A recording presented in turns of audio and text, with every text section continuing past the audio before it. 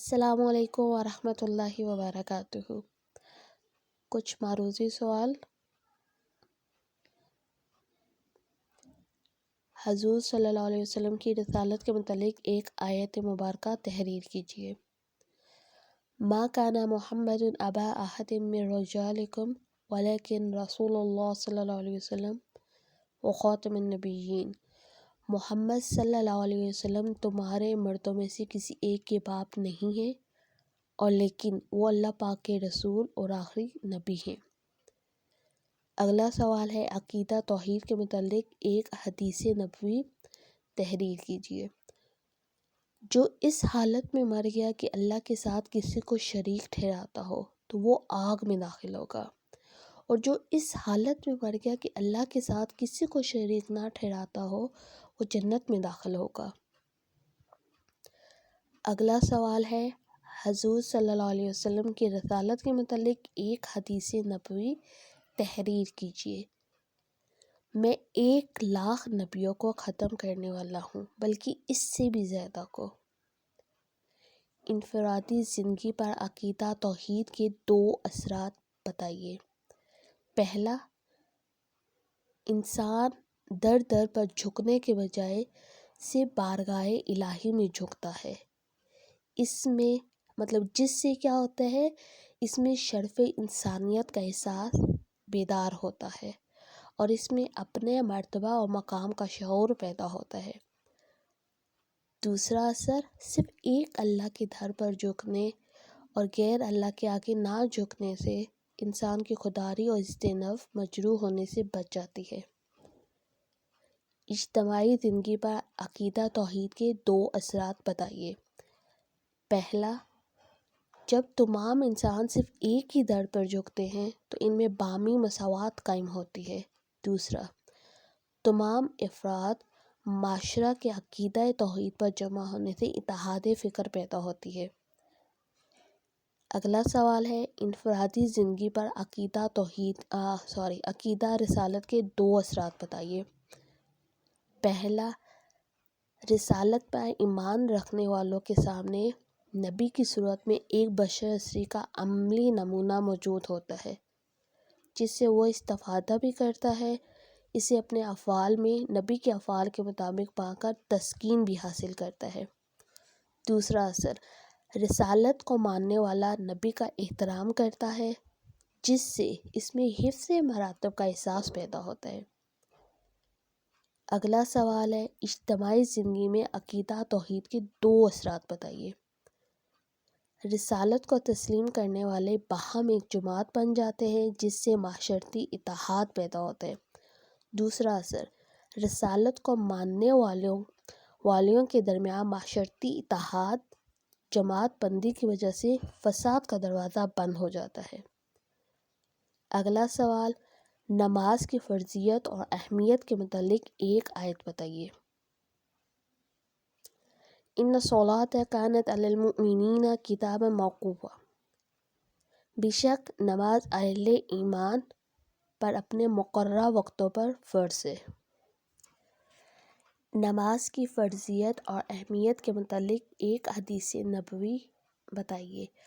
اللہ پاک نے سب چیزوں سے پہلے میری امت پر نماز فرض کی، اور قیامت میں سب سے پہلے حساب بھی نماز سے شروع ہوگا۔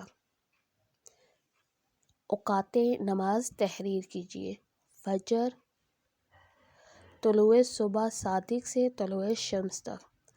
ظہر، زوال کے بعد امام اعظم ابو حنیفہ رحمہ اللہ کے نزدیک مثل ثانی تک، اور صاحبان کے نزدیک مثل اول تک۔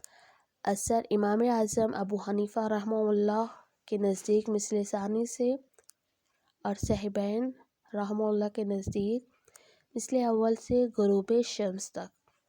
جب سورج کو دیکھنے سے آنکھیں چندیانا بند ہو جائیں تب سے البتہ مکروہ وقت شروع ہو جاتا ہے۔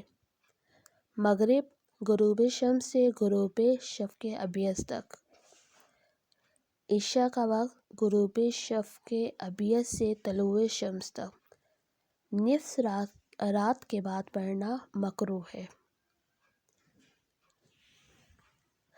نماز کی رکعت فجر کی 4 رکعتیں، ظہر کی 12، عصر کی 8، مغرب کی 7، عشاء کی 17۔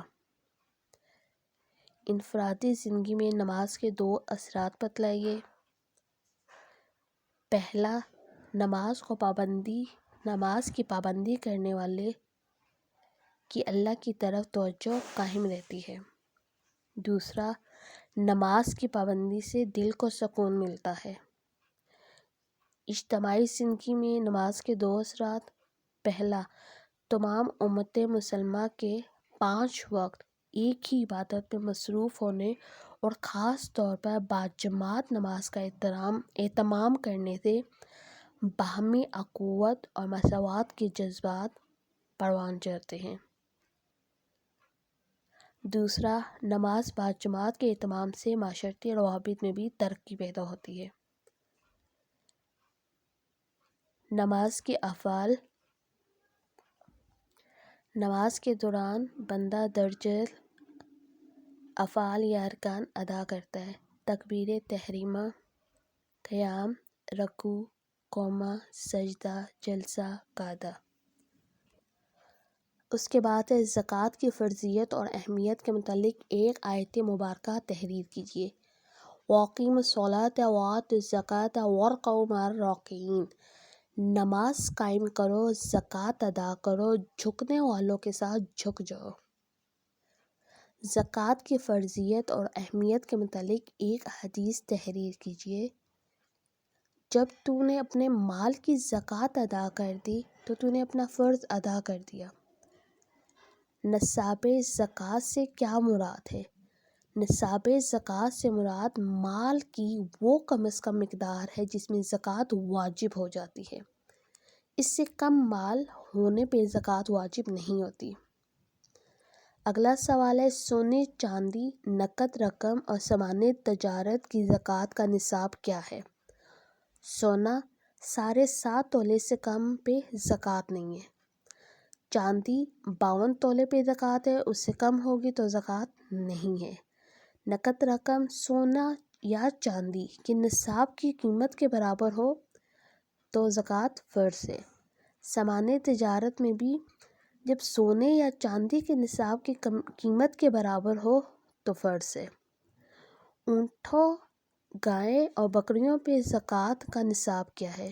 اونٹ 5 اونٹوں سے کم میں زکوٰۃ نہیں ہے۔ 5 اونٹ ہو گئے تو زکوٰۃ ہے۔ گائے میں 30 گائے سے کم زکوٰۃ نہیں ہے۔ بکریوں میں 40 بکریوں سے کم زکوٰۃ نہیں ہے۔ 40 ہوں گی تو زکوٰۃ فرض ہے۔ مصارف زکوٰۃ سے کیا مراد ہے؟ مصارف زکوٰۃ سے مراد ایسے افراد ہیں جن پر زکوٰۃ کی رقم خرچ کی جا سکتی ہے، اور یہ کون کون سے ہیں اور کتنے ہیں؟ مصارف زکوٰۃ 8 ہیں: فقراء، مساکین، عاملین زکوٰۃ، تالیف قلب، قیدی، قرض دار، فی سبیل اللہ اور مسافر۔ زکوٰۃ کی شرح ذکر کیجیے۔ سونے، چاندی، نقد رقم پر 2.5% یا 40واں حصہ زکوٰۃ ہے۔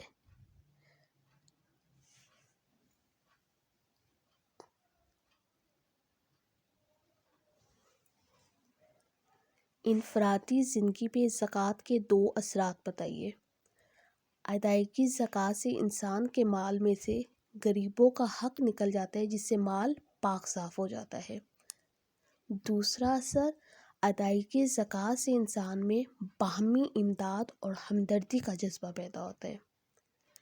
اجتماعی زندگی میں زکوٰۃ کے 2 اثرات۔ ادائیگی زکوٰۃ سے معاشرے میں اقتصادی بدحالی کا خاتمہ ممکن ہو سکتا ہے اور ہو جاتا ہے۔ دوسرا اثر، ادائیگی زکوٰۃ سے تقسیمی دولت ہوتی ہے، اس سے غیر فطری معاشرتی تفاوت کا خاتمہ ہوتا ہے۔ معاشی اور اقتصادی زکوٰۃ کے فوائد: زکوٰۃ غربت کا خاتمہ کرنے میں معاون ہے۔ زکوٰۃ مناسب گردش دولت پیدا کرتی ہے۔